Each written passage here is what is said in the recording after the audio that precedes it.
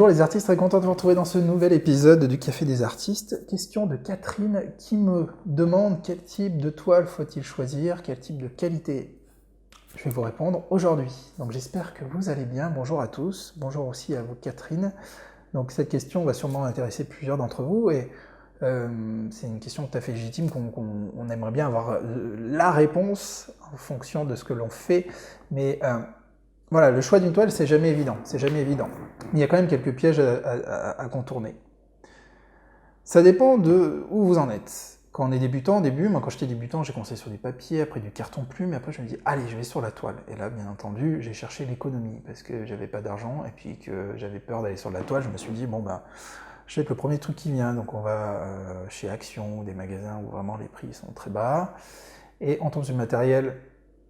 Bien sûr, on se dit c'est super intéressant, c'est pas cher, je peux repeindre plein de tableaux et on se retrouve avec du bois de cagette, avec des toiles tellement fines qu'au bout de quelques années, des fois elles se trouvent toutes seules. Donc faites attention à ça, effectivement. Tout dépend de votre objectif. Vous pouvez très bien commencer sur des petites toiles comme ça pour vous entraîner, il n'y a pas de souci.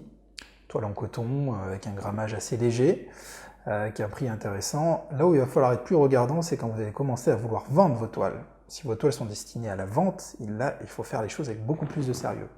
Il va falloir des toiles pour professionnels, ou en tout cas des toiles qui vont bien vieillir dans le temps. On peut très bien rester sur du coton, mais il va falloir privilégier le bon grammage, ce qui doit être au moins 350 grammes au mètre carré, ce genre de choses. Après, généralement, toutes les marques ont des appellations qui disent clairement si c'est du matériel pour ceux qui sont en phase d'apprentissage, du matériel, ce qu'on appelle du matériel d'étude, ou du matériel pour professionnels. Moi aujourd'hui, en tant que professionnel, donc je vends mes toiles sur internet, je reste quand même sur un matériel honnête. Enfin, le prix de mes toiles n'explose pas, c'est corrélé aussi avec ça. Je ne fais pas des tableaux qui vont se vendre une fortune, donc j'ai quand même un matériel modeste, mais qui est dans le respect de l'acquéreur. Je sais que le tableau, il va pouvoir le garder indéfiniment, il n'y aura pas de souci. Le châssis ne va pas vriller, parce qu'un châssis de mauvaise qualité, en fonction des températures, il va vriller, il peut vriller, donc il va se tordre comme une cagette, et après, le tableau, il sera plus droit au mur, et il peut avoir des soucis dans le temps. Donc si vous vendez ça, un tableau que vous avez fait avec du matériel de mauvaise qualité, et que 10 ans après, même 5 ans après, l'acquéreur vous appelle en disant « mais attendez, mon tableau, il s'est déchiré, ou il s'est tordu tout seul à cause de la chaleur », voilà, donc il faut éviter ça. Moi, j'utilise du Gear Striker, soit Alors, Studio 2 est utilisable, ça reste quand même intéressant, il n'y a pas de souci, en coton. Au moins du Studio 2, j'utilise minimum ça. Et après, vous avez des lins, j'utilise beaucoup aujourd'hui, je suis monté un peu en gamme, j'utilise du Classico 2.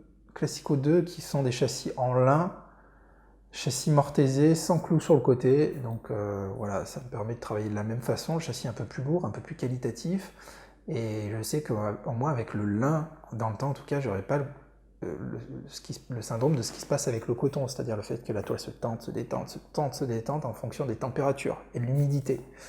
Voilà, alors après, un bon châssis en coton, ça marche aussi très très bien. Et c'est en fonction de votre pratique et de votre budget, vous adaptez. Mais la seule chose vraiment importante, si vous commencez à devenir professionnel, que vous déclarez, qu'en tout cas vous vendez vos tableaux, pensez à l'acquéreur, utilisez des châssis de bonne qualité.